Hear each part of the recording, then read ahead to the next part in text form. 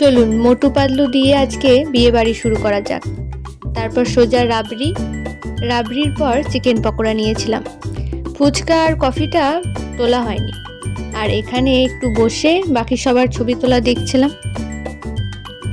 তারপর বেশি দেরি না করেই মেন কোর্সে গিয়ে পৌঁছালাম। এখানে মেনুতে দিয়ে দিয়েছিলাম কি কি ছিল মেনু।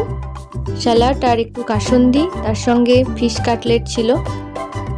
ফিশ কাটলেটটা অল্প একটু ভেঙে কাসুন্দিতে ডুবিয়ে খেতে কিন্তু দারুণ লাগলো। তারপর চলে এলো আলু আচারিয়া ও মটরশুঁটির কচুরি। অল্প একটু নিয়ে কি দারুণ লাগলো খেতে, কি বলবো আপনাদেরকে। আমি ঠিকঠাকভাবে না ব্লগটা বানাতেই পারিনি। কিভাবে যে ফুড ব্লগাররা ব্লগ বানায় আমার তা জানা নেই। এটা একটু খাসির মাংস দিয়ে ভাত, তারপর পাঁপড় আর আনারসের চাটনি দিয়ে তো সবার খেতে ভালো লাগবেই। তারপর আমুলের একটা আইসক্রিম আর একটা মিঠা পান।